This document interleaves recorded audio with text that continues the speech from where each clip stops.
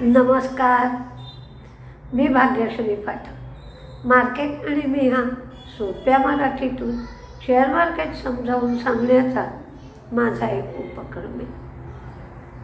आज मार्केट छान होतं, सकाळपासून तेजीत होतं आणि 700-750 पॉईंट सेन्सेक्स तेजीत होता. म्हणजे जेवढं पडलं शुक्रवारी त्याची भरपाई आज मार्केटने केली. फॉरेन इन्व्हेस्टर्सची खरेदी होती. क्रूडचा भाव कमी होऊन 65-66च्या लेवलला आला आणि तेजीची काही चिन्ह दिसू लागली.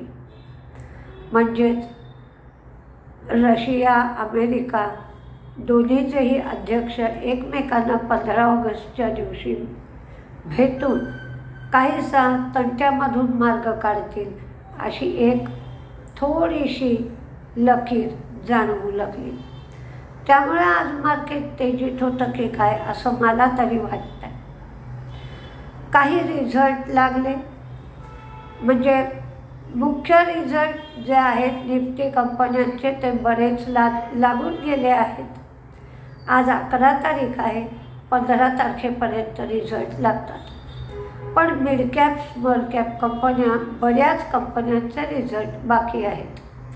ते रिझल्ट मार्केटच्या वेळातही लागतात आणि मार्केट संपल्यानंतरसुद्धा.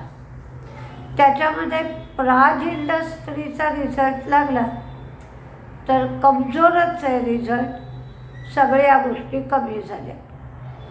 SJVNचा रिझल्ट लागला, त्यांचं प्रॉफिट कमी झालं, रेव्हेन्यू मार्जिन वाढलं. VST टिलर्स आणि ट्रॅक्टर्स यांचा रिझल्ट मात्र सुंदर आला, प्रॉफिट, रेव्हेन्यू, मार्जिन सगळंच वाढलं. बजाज कन्झ्युमर केअरचा पण रिझल्ट चांगला आला, प्रत्येक गोष्ट वाढली. युरेका प्रॉफिट, रेव्हेन्यू वाढलं, मार्जिन फ्लॅट राहिलं. BEMLचा लॉस कमी झाला, रेव्हेन्यू फ्लॅट राहिलं. ॲस्ट्रलचा रिझल्ट कमजोर आला आणि या कमजोर येईल असं लोकांना जाणवलं होतं, कारण ॲस्ट्रलचा रिझल्ट शेअरचा भावही तेवढ्या प्रमाणात कमी झाला आहे. ट्रॅव्हल फूड प्रॉफिट वाढलं, रेव्हेन्यू कमी, मार्जिन वाढलं. शॅले इंजिनिअरिंग SHAILY शॅले इंजिनिअरिंगचा रिझल्ट चांगला लागला आणि गोल्डियम इंटरनॅशनलचाही रिझल्ट चांगला लागला. आणि ऑफिस AWFIS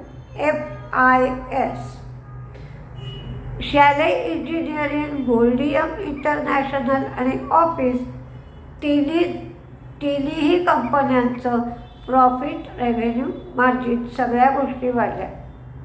पटेल इंजिनिअरिंगचं प्रॉफिट आणि रेव्हेन्यू वाढलं, मार्जिन कमी झालं.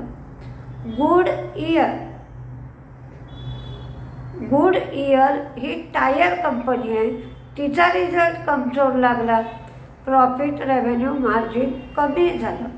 कपॅसिटी इन्फ्रा प्रॉफिट कमी, रेव्हेन्यू वाढलं, मार्जिन कमी. JM फायनान्शियल प्रॉफिट आणि रेव्हेन्यू दोन्ही वाढलं.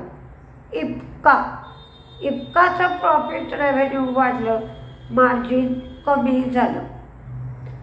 लार्सन अँड टुब्रोला 15,000 कोटीचं कॉन्ट्रॅक्ट मिळालं आहे अडाणी पॉवरकडून. 6,400 मेगावॅट थर्मल पॉवर प्रोजेक्टसाठी, थर्मल पॉवर बिल्ड करण्यासाठी हे कॉन्ट्रॅक्ट मिळाले. बजाज अलियान्स लाईफ इन्शुरन्स हिने JM फायनान्शियल होम लोन्समध्ये 2.1% स्टेक घेतला आहे. हा स्टेक 65.5 कोटीला घेण्यात आला. आज 700-750 पॉईंट मार्केट वर होतं. काहीसं मळप दूर झालं. जो कंटाळा आला होता, निराशा आली होती, ती जरी दूर झाली तरी असं जे 4 दिवस मंदीत आणि 1 दिवस तेजीत मार्केट राहतंय ना, त्याने कोणाचाच फायदा होत नाही.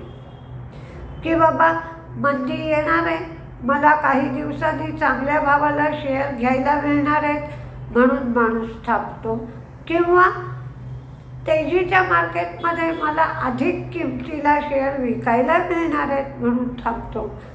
पण या असं 4-5 दिवस मंदीत आहे, लोक कंटाळलेत, मग एखाद दिवशी तेजी होते आणि ती तेजी परत पुढच्या 1-2 दिवसात गायब होते. याने फायदा मिळत नाही आहे, पण थोडासा आलेला कंटाळा मनाचा निघून जातोय. ते काम आजच्या मार्केटने केलं आहे. आणि ज्याने 1-2 दिवसापूर्वी काही शेअर विकत घेतले असतील त्यांना ते शेअर विकण्याची संधी, किंवा कोणाचे पैसे अडकले असतील तर ते पैसे निघण्याची संधी आजच्या मार्केटने दिली आहे असं वाटतंय.